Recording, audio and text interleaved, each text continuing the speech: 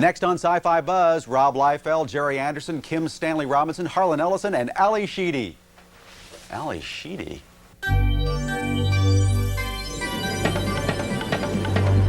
Rob Liefeld, where have you gone and what are you doing? We'll check it out. Jerry Anderson gives us the inside buzz behind the short-lived series Space 1999.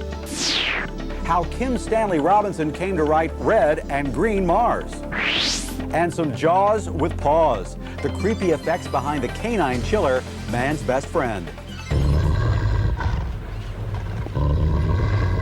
Max, what's going on?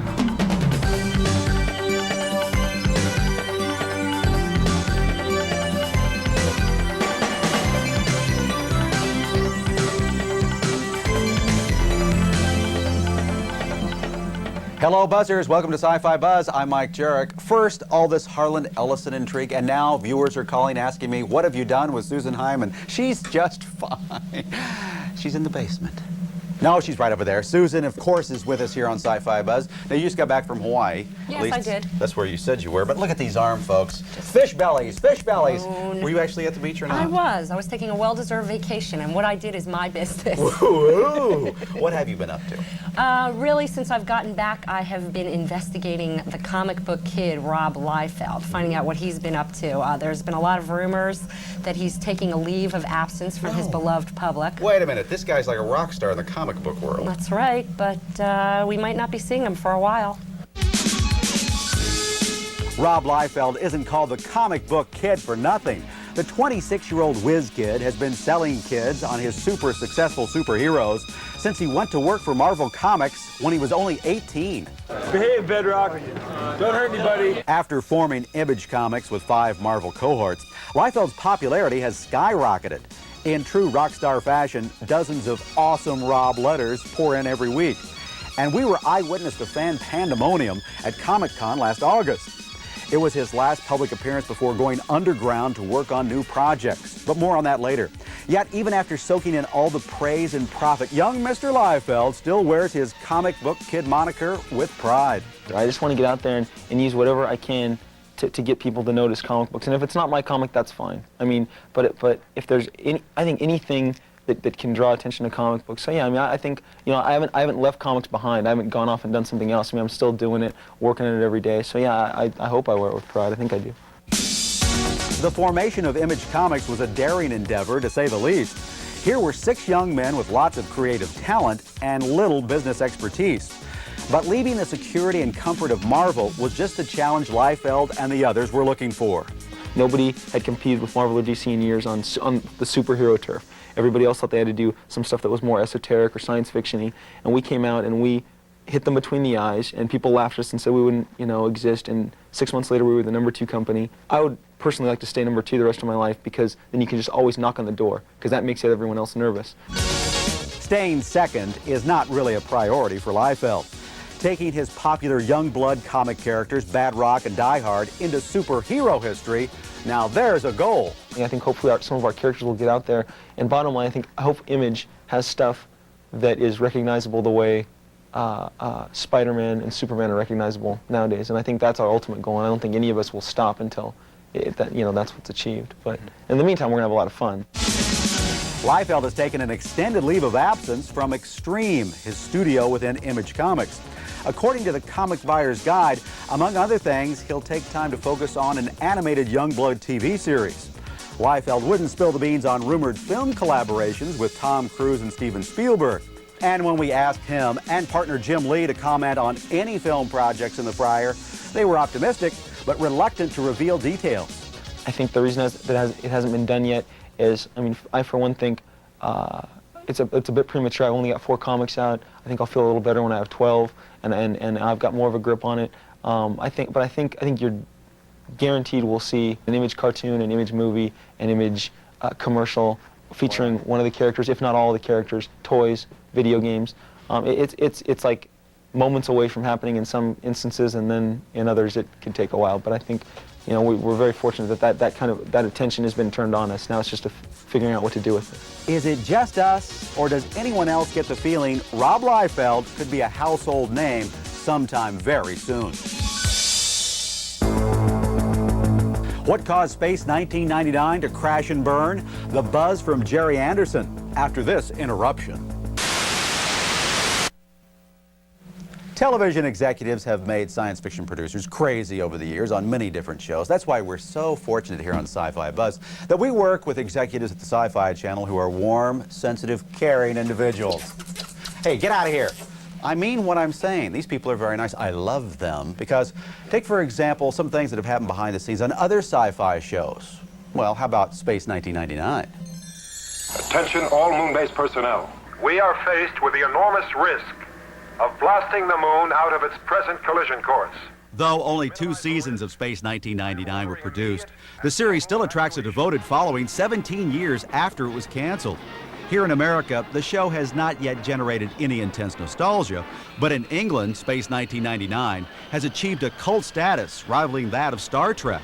And it's hard to deny that in the areas of visual effects and design, Space 1999 clearly outshone the original Star Trek series.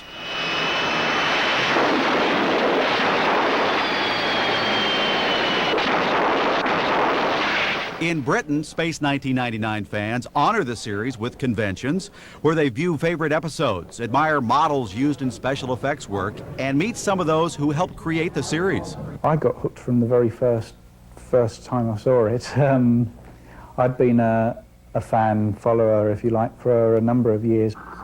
I remember sort of enjoying the series when it was first on, but it was quite a few sort of years ago. When I first saw it, so I wanted to come to the convention to actually sort of see some of the episodes again. And you're saying medically the risk is unacceptable? The risk is great. The decision, of course, is yours. The series was produced in England, but it featured American stars Martin Landau and Barbara Bain to appeal to the American TV audience. Today, many fans believe that Space 1999 was mucked up in its 2nd season when the American distributors insisted that the program be modified to increase its appeal in the U.S. I liked the first series more than the second.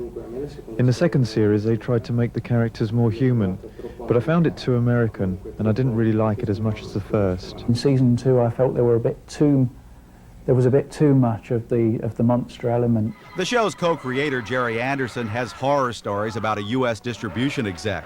He recalls how the man would fly back to England every couple of weeks with nifty ideas on how to improve the show. And on this particular occasion, he came back and he said, I've got to tell you that I'm very disappointed because you haven't got any monsters.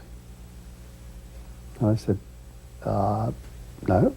He said, well, in America at the moment, monsters are the rage.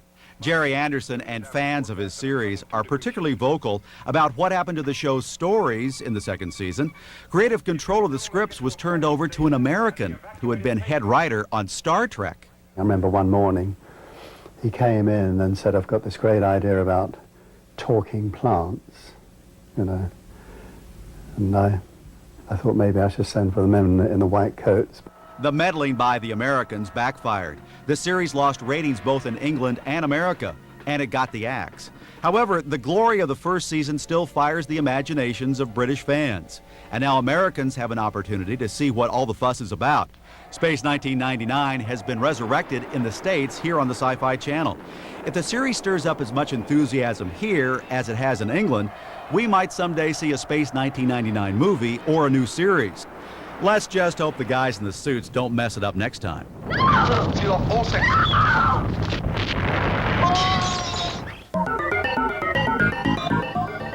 This is Brian Prima from Odessa, Texas. I just finished reading Assumption of Risk by Michael Stackpole. The latest in the Battletech series of novels, the major characters have all the honor and courage, deceit and treachery you've come to expect in the universe of 3056.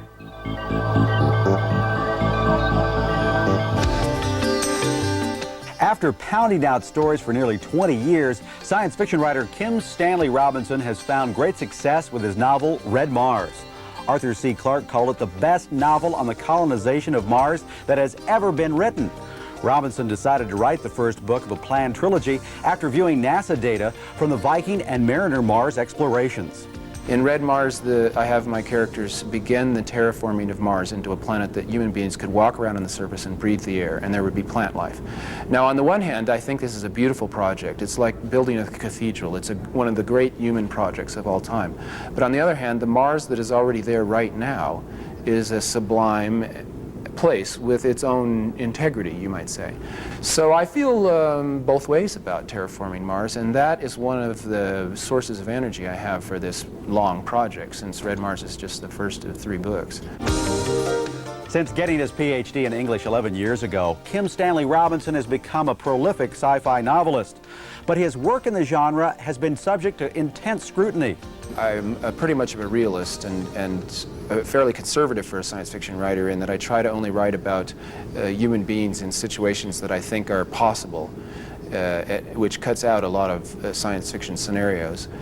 But it bothers me because it seems to me that people are then trying to say that science fiction can't be about realistic scenarios, that they have to be about cardboard characters in completely wild situations, and that it can only be space opera. And science fiction is just much more than space opera. In his quest for realism, Robinson has become interested in wilderness science fiction, a concept attributed to one of his literary heroes. Most science fiction has come out of the urban industrial culture. It's city people's literature. So I've been paying more and more attention, not only in my own work and what I write, but also in what I've been reading, to a growing group of writers who are, in many ways, children of Ursula K. Le Guin, who is a major figure in this movement of environmentalist science fiction, or science fiction that is saying that we ought to start thinking about futures that include wilderness and include the natural world as a necessary component, like an extension of our body. And this is in opposition to that strand of science fiction that is very powerful right now, that talks about maybe downloading ourselves into computers or living perpetually in cyberspace. I mean, this is a kind of a rejection of the body and of nature that I think is sad. It's just not, it's cutting out most of what I find pleasurable in life. In researching his Mars trilogy, Robinson hiked barren terrain to get a feel for the topography of the red planet. He even followed the Planetary Society to Death Valley, California. The society, which was formed to promote exploration of the solar system, was there to test the latest version of their Mars rover. But even more satisfying than the research, Robinson says, was the deluge of mail he received after the book's publication. There are people who are interested in Mars that are all over the world, who are amateur astronomers, and they've been checking in with letters and phone calls, and space scientists are interested in it. So in that sense, I feel like I've increased the amount of people that I know and the amount of feedback I'm getting, which is all great. Together with Red Mars, Green Mars, which is due out in the spring, followed by Blue Mars, the trilogy will chronicle 200 years of civilization on Mars. I'd say that can all be called sci-fi, wouldn't you? Don't cruise. We've got best bets and some classic Harlan next.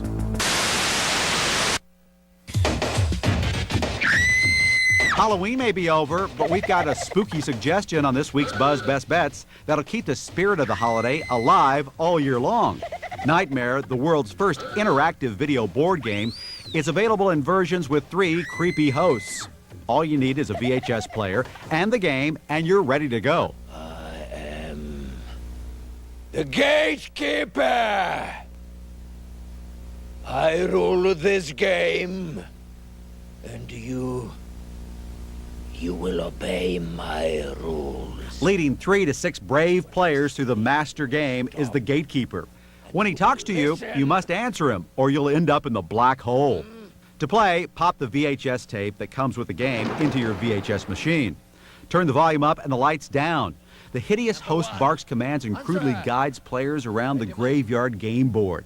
The object is to make your way to the Nightmare Square in the board center. Not an easy task. Rock and roll is good for the soul, except I ain't got one! In order to play Nightmare sequels, like The Zombie, you must be in possession of the Master Gatekeeper version. Are you game, my litter of pigs? The latest sequel is The Witch. And pay attention, this is the most tart-tongued nightmare host yet. You do not want to get on her bad side. Where there is smoke, there is fire. All of you, must roll an even number. Future versions of Nightmare will be available over the next few years. You can find the game and its 2 sequels at most major toy stores. That's this week's Buzz Best Bet. Look, I'm a kindly sort of guy. Never an evil thought passes my mind. I was the only kid in my neighborhood in Painesville, Ohio, who didn't step on ants. I never set fire to cats. I never did any of that bad stuff. But I got to tell you something.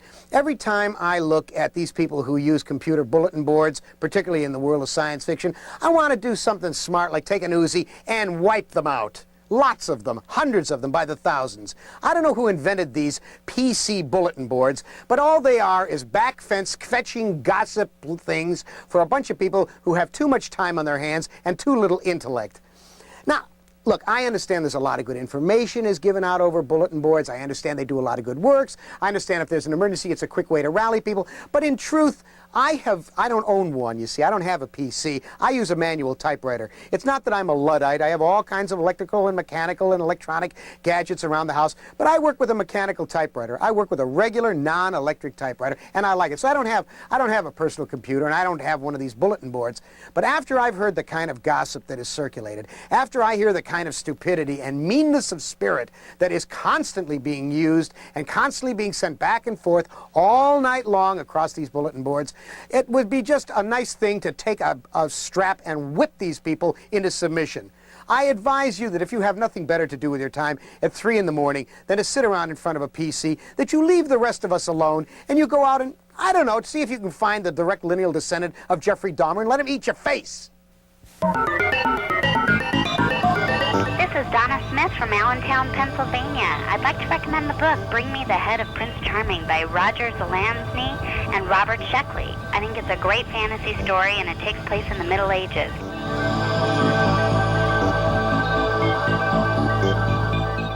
Oh, wait, come on back for a minute.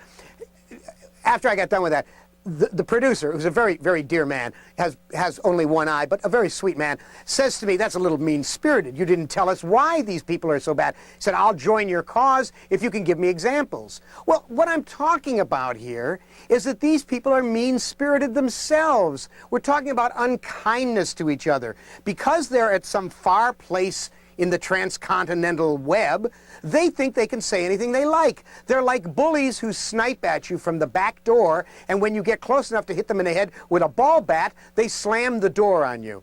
This kind of behavior is just simply cruel. They spread terrible gossip. They spread rumors that don't matter. One idiot in New York City recently spread the rumor that somebody had sold a story to Omni that had been at Playboy and had been rejected out of hand at Playboy, and it was unreadable. Well, the story has been picked for the best American short stories. It's a perfectly good story. But this fool decided that it would be nice to bad rap the author, so he put it on the web, and people pick it up. And you hear these rumors repeated over and over again. They're like the chihuahua in the microwave thing. You know, I put my chihuahua in the microwave. I know someone who did that, and the dog blew up. Boom! Well, we know that's craziness. We know that it's urban fantasy. We know that it's mythology. These bulletin boards provide people who are cowards, who have no integrity, with the ability to badmouth anyone they wish. And they get away with it because there's no law at the moment. What I'm saying is these people have too much time on their hands. They're kvetches. They're just yentas. They're not nice. Now you can go away. Go, go, go, go. Now, coming up next on Sci-Fi Buzz. Goodness, what are you doing? He's clean, Mr. Krug. Mike Jarrett, congratulations. Oh, look at this. What an honor. Dick Crew, executive producer of Sci-Fi Buzz. How are you? Have you told folks? Is the word out? No, Mike Jarrett has just been nominated for a Cable Ace Award. Oh, thank you. By the National Cable Academy for his hosting chores here on Sci-Fi Buzz. Magazine host. Dan Debenham, Scholastic Sports America, ESPN. Richard Hart, Next Step, The Discovery Channel.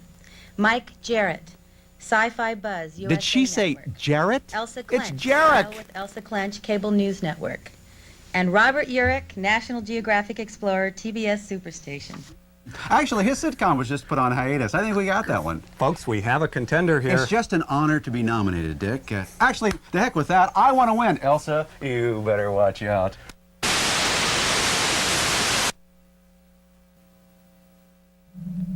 First, Ali Sheedy was lumped with all those brat packers in the Breakfast Club. Then she befriended a robot named Number 5 in Short Circuit. Well, now her dog, Max, turns out he's a killer in her latest film called Man's Best Friend. What is the deal with Ali Sheedy's career? Oh, what the heck. The visual effects in her latest film are a lot of fun. Hot on the heels of the summer success Friday the 13th, Jason Goes to Hell, is New Line Cinema's canine thriller, Man's Best Friend. And now that their lucrative Nightmare on Elm Street series has concluded, the studio hopes this Jaws with paws will prove popular enough to franchise. Is this dog an innocent victim of the billion-dollar vivisection industry? The film follows the savage path of Max, a Tibetan Mastiff who's been genetically altered to fight urban crime. Of course, things go horribly wrong, and the cute, cuddly hound pounces on everyone in sight. You see, Max, as I call him, is not your typical dog. He's a genetic crossbreed. A mutt. No, I don't mean a mutt, sir. Director-writer John Lafayette, one of the creative minds behind Chucky, the demonic doll in Child's Play, seems to prefer film foes in non-human form. 5 real dogs were used in the film, but for scenes that transcended canine capabilities, Lafayette brought in Child's Play and Tales from the Crypt effects specialist Kevin Yeager. In an effort to tame the film's content, some of Yeager's grittier effects were left on the cutting room floor. But Man's Best Friend still leaves horror buffs with plenty to chew on. Just checking my email here on my computer. Ooh, management says, time's up. No time for that in-depth feature on Cylon underwear. Darn it! Maybe next time. See you next week.